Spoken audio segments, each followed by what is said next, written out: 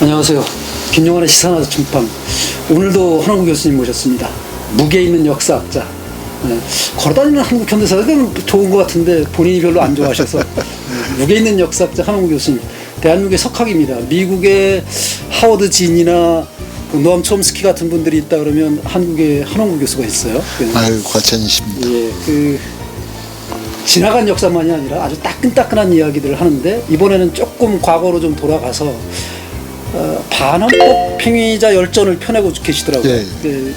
그게 시작된 지는 꽤 됐죠?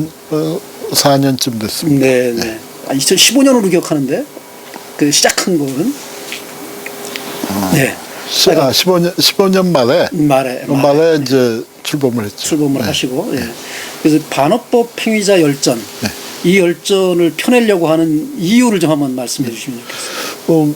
많은 분들이 친일명사전은 잘 알고 계십니다. 그런데 친일명사전은 1945년까지만 다룬 건데 실제 이제 그 이후에 대한민국 그 수립 이후에 벌어진 수많은 이 국가폭력 사건들 이것을 체계적으로 정리하고 기록하는 작업이 전혀 이루어지지 않았습니다.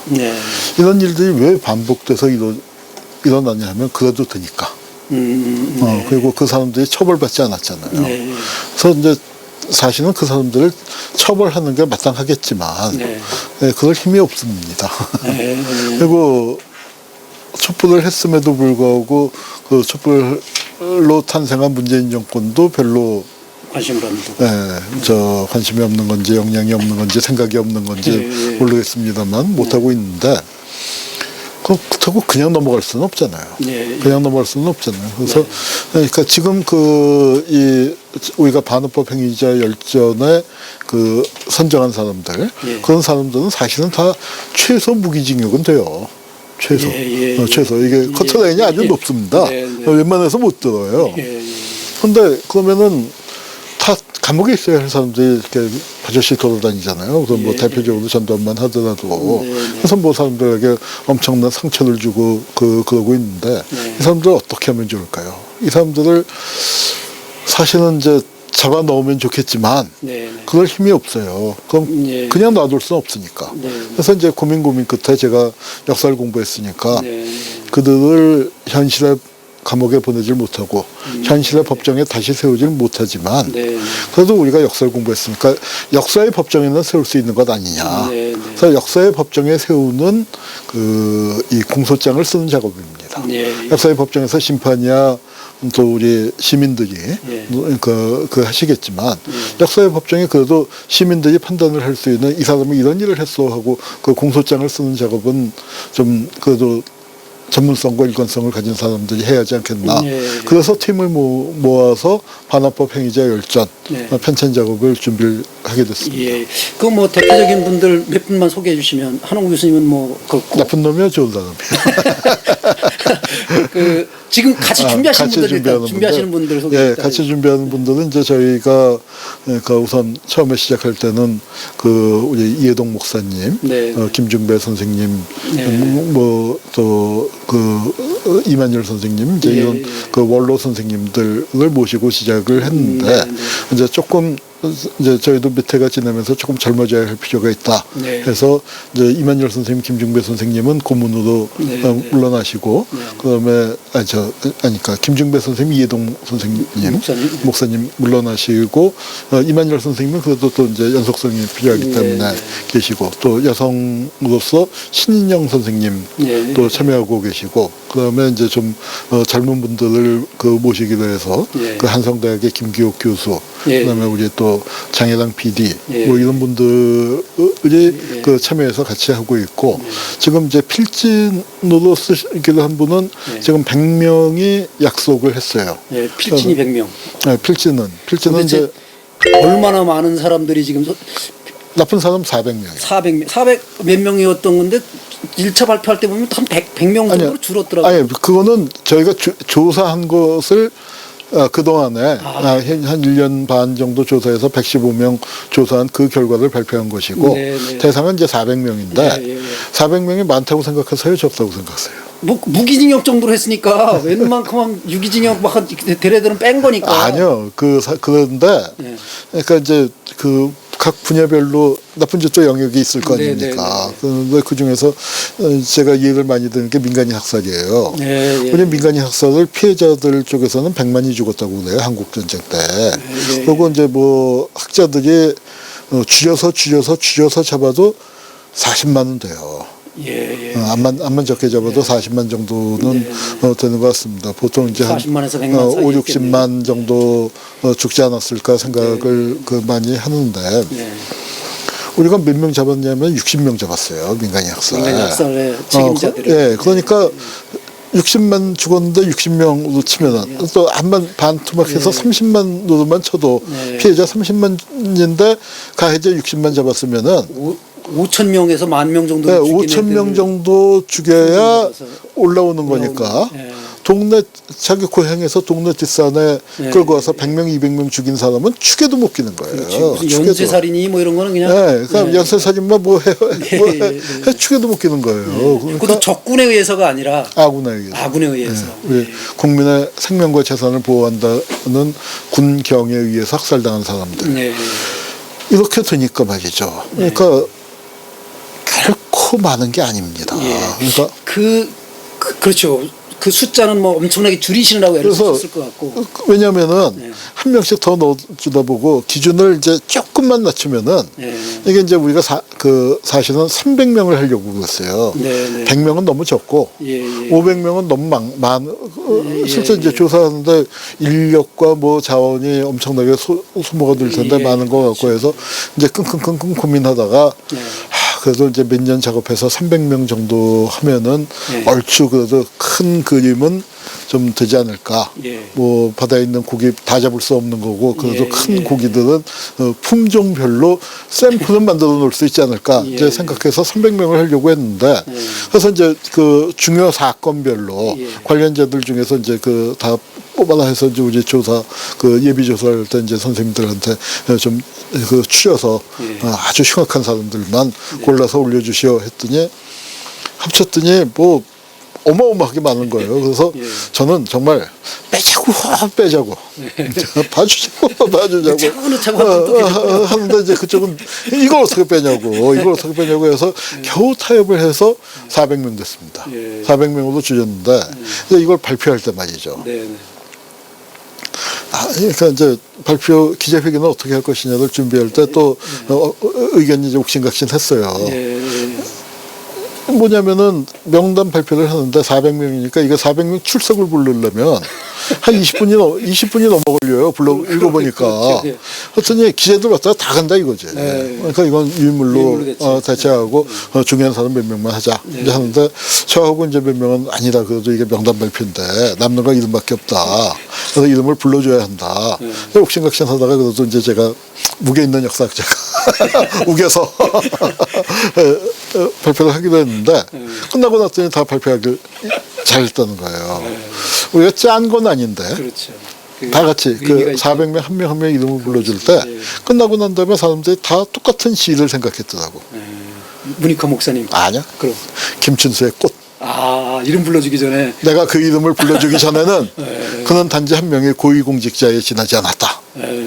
내가 그 이름을 불러주었을 때 그는 역사 앞에서 반헌법 행위자로 등록되었다.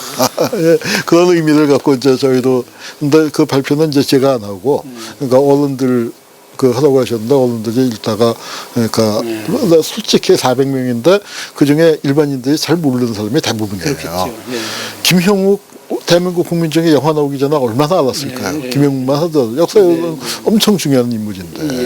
그러니까 이제 벌써 이제 그렇게 되니까. 김영욱도 그 정도면 뭐. 그렇게 되니까 이제 웬만한 사람들 잘 모르죠. 그런데 그러다가 아는 사람들 이름이 나오면 이분들 목소리의 톤이 달라져요. 당신과 관련된 사람들이 또 들어있을 수도 있고 그러잖아요. 피해자들이나 유족들이나 함께 참여하신 분들은 많이 그렇죠. 그분들 입장에서는. 그러니까 저는 이 사업을 하면서 인사를 참 많이 받았는데 그런 느낌이 들어요. 우리가 이제 뭐 우리 김 박사님도 뭐 정말 시민운동 그 안 해본 게 없을 정도로 지역에서 온갖 거 다 하시고 정치도 그 정당 활동도 하고 출마도 하시고 여러 가지 다 경험하셨잖아요. 그런데 우리가 하는 일이라는 게 대부분 저놈들이 사고 치면 쫓아가서 무슨 수습위원회, 대책위원회, 진상규명위원회 뭐 이런 활동들이 대부분이잖아요. 그러니까 쫓아가는. 근데 이거는 딱 뭐냐면 우리가 주도하고 우리가 판을 벌리고 우리가 너 나와 해서 우리가 이제 그들의 죄를 묻는 작업이 되니까 좀 결이 다른 운동이고 새로운 운동이고 그리고 그 가해자들을 처벌하는 아까 이제 지난번에 구상권 문제도 말씀하셨었지만 그 도대체 어떤 놈이 어떤 짓을 했는가를 명확하게 역사에 기록하는 작업이기 때문에 저희로서도 조심스러운 부분도 많아요. 그렇지만 또 뭐랄까요 그 긍지와 자부심과 책임감을 갖고 일을 하고 있습니다.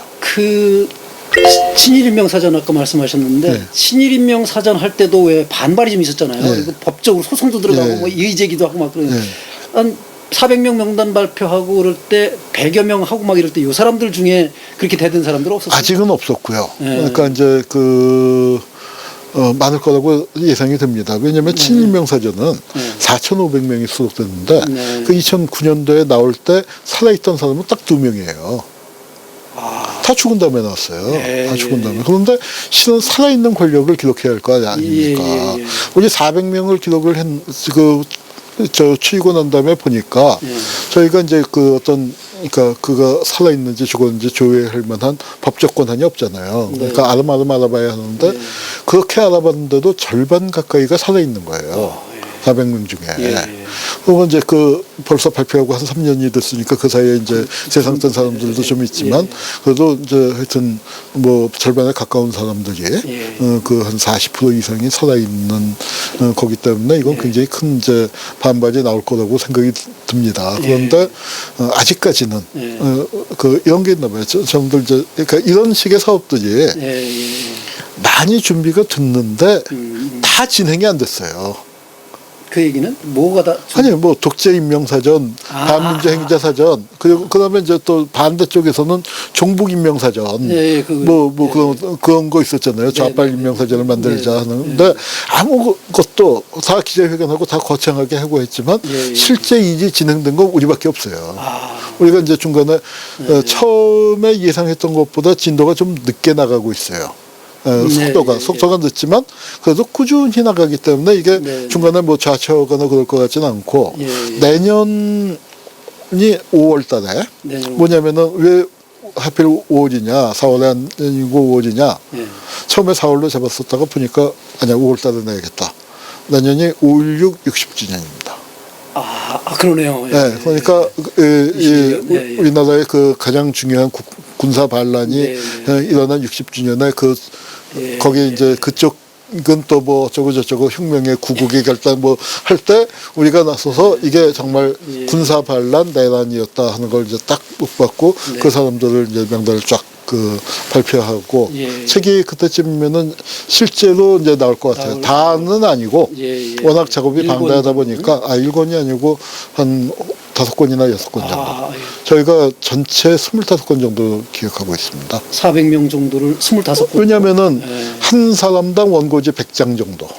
근데 이제 고문수사관 같은 경우는 100장 채울 수가 없을 것이고 또 나쁜 짓을 많이 한 사람들은 100장이 너무 부족할 것이고 뭐 사람마다 편차는 있겠지만 평균 한 A4 용지 10장 정도로는 기록을 해주자. 그래서 그거는 이제 이 사람의 반어법 행위만이 아니라 이 사람이 어떻게 자랐고 어떻게 이 반어법 행위를 아무나 할 수 있는 거 아니잖아요. 그런 위치에까지 올 수 있는 올라가기까지는 어땠고 그 다음에 이 행동을 해서 그 다음에 어떻게 다음에 잘 먹고 잘 살았는가까지는 그거를 다 보여줘야 하니까 사건을 정리한 책들은 많이 있지만 이 인물이 어떻게 한국 사회의 지배 집단 내에서 이렇게 살아왔다 또는 이렇게 서로 연결돼 있다를 얘기한 거는 없기 때문에 그걸 하려면은 한 명당 한 100매 정도씩은 써줘야 하는 거죠. 그래서 보통 이제 책 한 권으로 따지보면 책 한 권을 풀린다고 해서 4명이 지금 공저를 하는 거예요, 보면. 필진이 100명 아니, 정도 아니요. 된다고. 필진은 저희가 이제 처음에 발족할 때 100명인데 네. 400명을 모시려고 그래요. 아. 그래서 뭐냐면은 인당 대한민국의 1명 정도.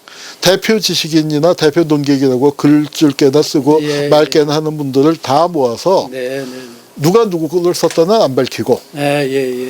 대한민국의 대표 지식인 400명과 대표 논객 400명과 대한민국의 대표 학당 400명을 예. 이 사람들이 일대일로 이렇게 매칭해서. 이렇게 정리를 했다. 예. 뭐 이거는 그림 나쁘지 않잖아요. 예. 그래서 김 박사님 들어오셔야 합니다. 아, 그래요? 저야 뭐 영광이죠. 예. 그래요. 그러면 제가 이제 끝으로 그 뭐 할 얘기가 굉장히 많을 것 같은데 시간이 좀 제약되어 있으니까 제가 쭉 이제 명단을 좀 훑어봤어요. 다른 건 다 이제 이해가 되는데 하나는 제가 좀 아쉬운 게 하나 있었어요. 제가 뭐 여러 군데서 많이 얘기했던 건데 노동조합을 못하게 하고 하는 이런 것도 헌법의 파괴잖아요, 사실. 당연히 그렇죠. 네. 이거에 뭐 많은 거를 하기는 어렵더라도 최소한 삼성 정도의 뭐 내 눈에 흙이 들어가기 전에는 뭐 노조는 안 된다고 했다는. 이제 그 이유는 뭐냐면은 저희도 이제 노동 문제를 갖고 고민을 했는데 일단 저희가 그 400명을 뽑을 때 아주 중요한 기준이 뭐냐면은 정부미를 먹은 사람들이에요.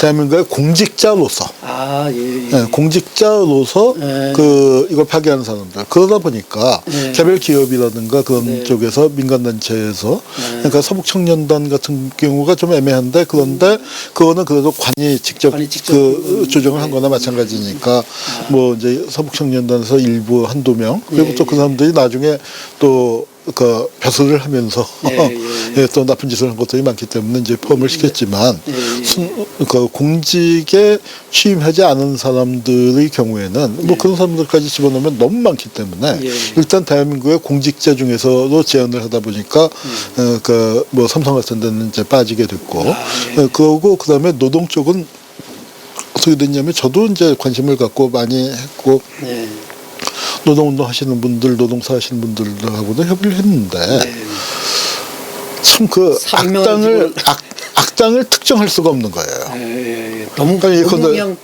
동일방직 사건. 그렇게 했을 때 그러면은 그 관에서 책임져야 할 사람은 누구냐? 이제 동일방직 사건 하면은 최고의 악당으로 그 서민노조위원장을 했던 김영태를 이제 꼽지만 그럼 관에서는 누가 책임져야 할 것이냐? 그렇죠. 이제 이런 식으로 그 들어가서 주요한 노동 사건을 갖고 했을 때. 놀라울 정도로 그 악당이 드러나질 않는 거예요. 그래서 이제 그 노동 현장에서 그런 일이 벌어질도록 정부가 대통령도 봐줬을 거고 노동뿐만 아니라 또 철거 현장도 마찬가지고요. 개발도 마찬가지고 그래서 저희가 이제 그 국가폭력의 개념을 그 좀 확장을 해야 할 필요가 있습니다. 그리고 이제 또 끔찍한 게 이제 가령 형제복지원 사건 많이 얘기하잖아요. 이제 이런 거는 직접 관이 전면 나섰기보다는 우리 그러니까 국가폭력의 민영화예요. 그러네요. 전 세계적으로 전쟁의 민영화가 되고 있듯이 국가폭력 이제 이런 부분들까지 우리가 시야를 넓혀야 하는데 사실은 헌법을 직접 파괴한 사람도 못 하고 있으니까 저희가 처음으로 이걸 해놓고 나면은 우리가 칭찬이나 격려도 많이 받겠지만 비판도 많이 받을 거라고 생각돼요. 왜 이건 빠졌냐, 왜 이건 빠졌냐, 저건 빠졌냐 하는데 이제 거기에 대해서 그럼 우리가 이만큼을 해놨으니까 그 다음부터는 또 다른 팀이 좀 이어서 해주시오 하는 각오로 그 하는 거고요. 저희 작업이 꼭 완벽한 작업이라고 생각하지 않습니다. 또 하나 제가 쭉 보면서 이제 국가범법 피해자들이 굉장히 많았고 국가범법을 통해서 이제 사람들을 죽이거나 하는 이런 일들을 저지른 애들이 굉장히 많았는데. 국가보안법 문제 짧게 좀 정리해 주시면 좋을 것 같은데요. 국가보안법이 노무현 대통령 시절만 해도 최근에 그 이부영 전 의장과 유시민 작가님 두 분이 논쟁도 했지만 국가보안법이 그 당시에는 어쨌든 철폐해야 된다, 폐지해야 된다, 아니면 뭐 쪽 일부만 수정해도 된다는 논쟁이 붙을 정도 국회에서 그런 정도까지 하다가 이제 막 밟잖아 말. 근데 지금은 한 10년이나 지났잖아요. 그 15년 지났나? 그렇게 지났는데도 불구하고 국가범법에 대한 얘기는 없었어요. 이게 역사가 국가범법 문제에서는 후퇴한 게 아닌가. 그러니까 이제 가령 통일 문제도 그렇고 모든 문제도 그렇고 이제 우리 세대 뭐 김 박사님이 저보다 조금 위지만 이제 같은 세대 아니에요? 그러니까 저보다 한참 위인 줄 알았더니. 아이 다 아시면서. 근데 그 이제 그러니까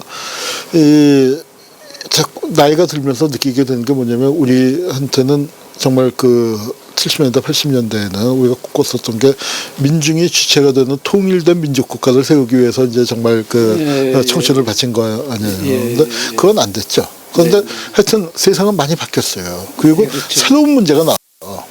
계속해서 그 민중이 주체가 되는 통일된 민족 국가. 이게 70년대 말에 다 그 말 듣고 너무 멋있어서 이게 정말 가슴에 맺힌 거고 그걸 위해서 일로 매진해 왔는데 아직 안 됐잖아요. 그러니까 이게 안 됐는데 이 과제를 버릴 수가 없잖아요. 그렇다고 이 과제만 얘기하고 있으면 뭐예요? 그게 꼰대죠. 젊은 사람들에겐. 그러니까 이 국가보안법 문제도 그렇고 검찰개혁 문제도 그렇고요.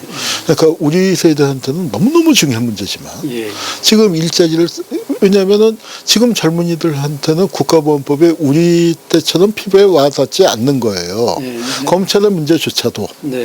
그러니까 이 젊은이들에게는 새로운 문제가 또 제기가 되는 거죠. 그렇죠. 저는 이 국가보안법 문제가 국가보안법을 절박하다고 외친다고 폐지가 되면 진작 듣겠죠. 그렇죠. 그러나 이게 힘을 못 받는 거는 이 과연 젊은 세대들에게 내 삶에 분단이 어떻게 끼어들어와 있는가.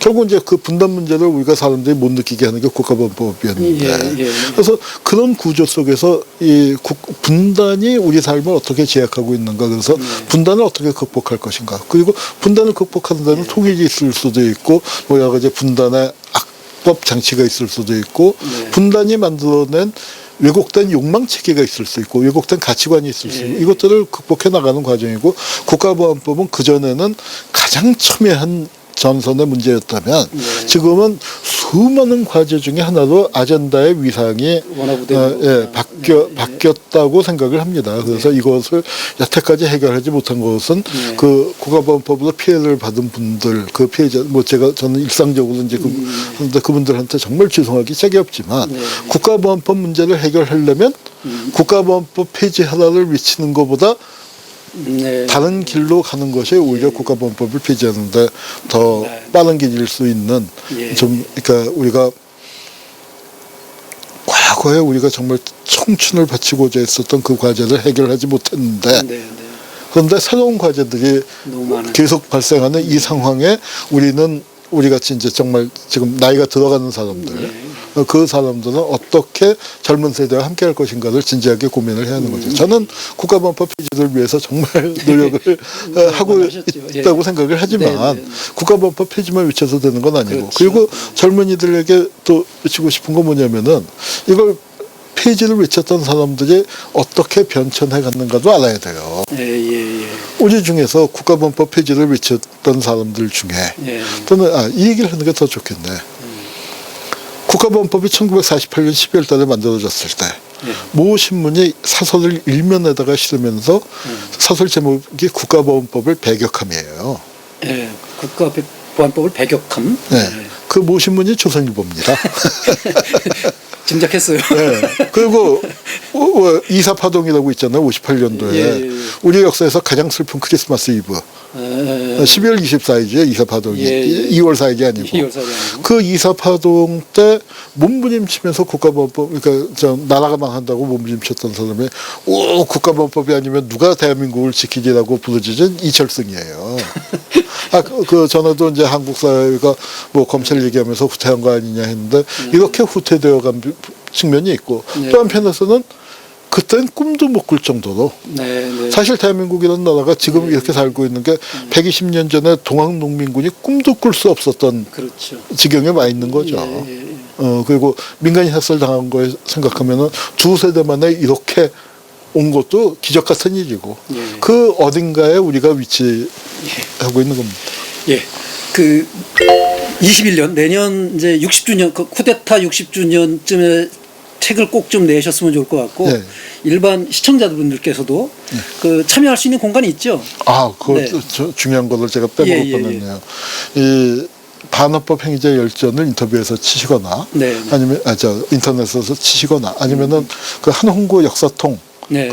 이 한국 TV의 끝에 가면은 늘 반환법 행자 열전을 후원해 주십시오 하는 얘기가 나옵니다. 예. 그래서 거기에 후원을 하실 때 가능하면 CMS 후원으로 네. 그 월납 정기 후원을 해 주셨으면 좋겠는데, 왜냐하면은 그래야 저희하고 계속적으로 관계가 맺어지고 저희가 이렇게 CMS 후원을 해 주신 분들께는 제가 쓴 책을 한 권씩 사인해서 보내드립니다. 그러니까 이제 이 책이 갈 수도 있고요. 이 책이 갈 수도 있고, 뭐 다른 책이 갈 수도 있고, 아니면 아예 CMS 회원을 하게 되면 우리 총무팀에서 전화를 드리는데 그때 책을 이 책을 주셔 하고 말씀해 주시면은 거기다 사인해서 보내드리겠습니다. 그래서 이 작업이 그러니까 사실은 굉장히 시간과 돈이 많이 들어요.